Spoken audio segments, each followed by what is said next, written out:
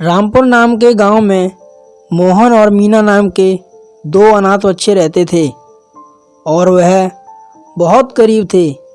उनके पास ना तो रहने के लिए घर था और ना ही सिर को छुपाने के लिए छत। वह एक पेड़ के नीचे रहते थे और कुछ दिनों बाद ठंड पड़ना शुरू हो जाती है। तो एक दिन मोहन अपनी बहन मीना से कहता है, अब मुझसे बर्दाश्त नहीं होता। अभी तो दिसंबर का महीना भी शुरू नहीं हुआ है। अभी तो 2-3 दिन बाकी हैं और ठंड तो बहुत तेज पड़ना शुरू हो गई है। ऐसा लगता है हमारी जान लेने के लिए आई है।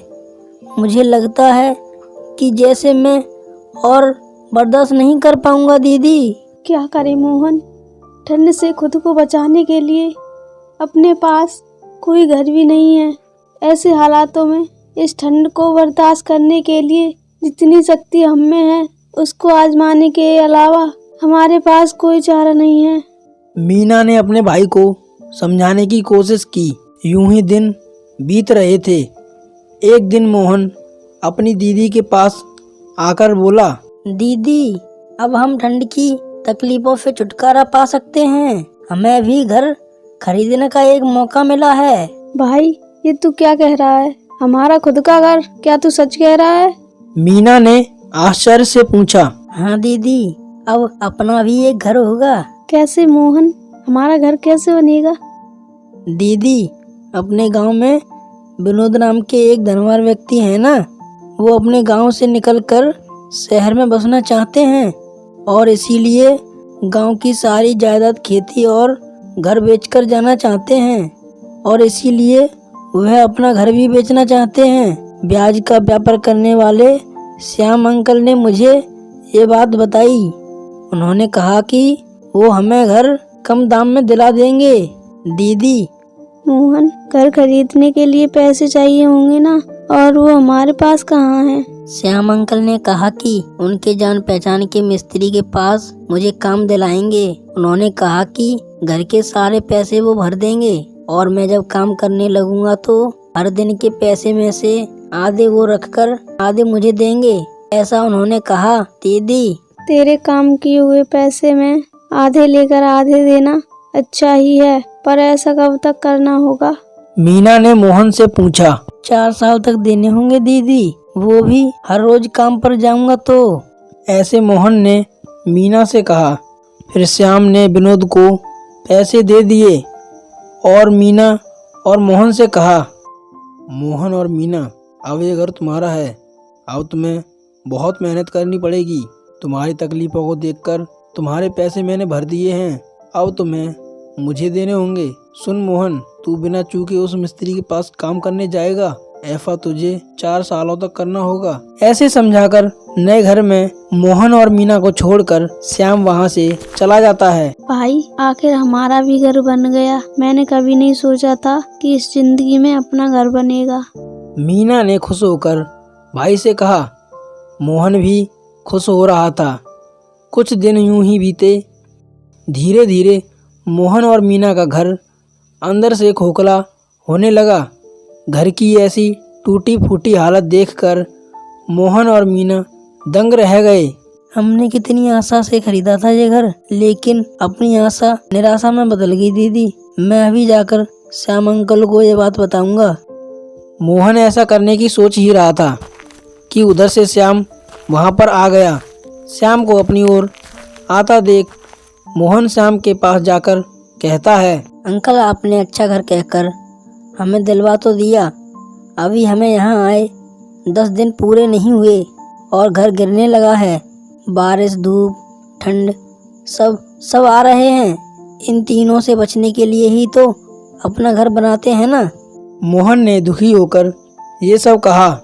मैंने ये सोचकर कि अनाथ बच्चे हैं, बिना पैसों के खुले में रह रहे हैं, इन्हीं की मदद कर देता हूँ। लगता है तुम्हें घर दिलाना ही बड़ी गलती हो गई। वैसे भी ये घर से मेरा कोई लेना देना नहीं है। मुझे जो पैसे आने चाहिए वो दे दिया करो बस। ऐसे साफ साफ कहकर श्याम वहां से चला गया। अब मोहन और मीना के पास उस घर में रहने के अलावा कोई चारा नहीं था। उस घर में आती धूप, ठंड और बारिश को बर्दाश्त करते हुए वो दोनों वहीं पर रहने लगे। यूं ही दिन बीत रहे थे और उस घर का मालिक विनोद खेती की बिक्री के लेन देन के झोल होने के कारण गांव में वापस आता है। जिस घर में मोहन और मीना रहते थे वह वहां पर भी आया। मोहन और मीना को अपने घर में देखकर, बच्चों, मुझे तुम्हें ना अपने घर में देखकर अच्छा लग रहा है। मेरी कब से यही इच्छा थी कि ज़रूरतमंद गरीब को या तुम्हारे जैसे अनाथ बच्चों को ही मेरा घर मिले। मैंने इसीलिए सस्ते में ही बेच दिया। मुझे अच्छा लगा तुम्हें देखकर। क्या कहा आपने? कम दाम में बेचा? लेकिन हमें तो बहुत पैसे देने पड़े। उन पैसों की भरपाई के लिए मोहन को पूरे 4 साल तक मिस्त्री के पास काम करना पड़ेगा। यूं मीना ने असली बात बता दी। लगता है कहीं कोई गलतफहमी हुई है। मैं जल्दबाजी में था, इसलिए मैंने ये काम श्याम पर छोड़ा था। लगता है उसने तुम्हें धोखा दिया है और ज़्यादा रकम में तुम्हें ये घर बेच दिया है। तुम्हारे पैसों को शायद उसने ही इस्तेमाल किया होगा। मैं पता लगाता हूँ। ऐसा कहकर विनोद ने श्याम को वहां पर बुलाया। मोहन और मीना के सामने ही घर की कीमत की बात की। श्याम के धोखे का विनोद ने खुलासा कर दिया। श्याम ने अपना गुनाह कबूल किया। तब विनोद ने उससे कहा, श्याम, तुमने जितने भी ज़्यादा पैसे इन बच्चों से लिए हैं वो इन्हें वापस लौटा दो।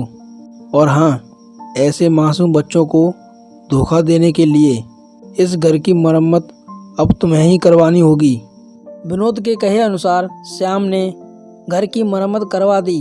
भाई, आखिर हमारा भी घर बन गया। मैंने कभी नहीं सोचा था कि इस जिंदगी में अपना घर बनेगा। मीना ने खुश होकर भाई से कहा। मोहन भी खुश हो रहा था। अब मोहन और मीना बहुत खुशी से अपने खुद के घर में रहने लगे। Hello friends, welcome my YouTube channel. मेरा नाम है करण कुमार और आप देख रहे हैं करण कार्टून टीवी। अगर आप हमारे चैनल में पहली बार आए हैं तो प्लीज़ चैनल को सब्सक्राइब कर लें और बेल आइकन को ऑल पर रखें ताकि हमारी वीडियो की नोटिफिकेशन मिले आपको सबसे पहले। वीडियो को लाइक कर दें, कमेंट करके जरूर बताएं वीडियो कैसा लगा। शेयर करना ना भूलें। इसी के साथ मिलते हैं हम नेक्स्ट वीडियो में। तब तक के लिए बाय बाय।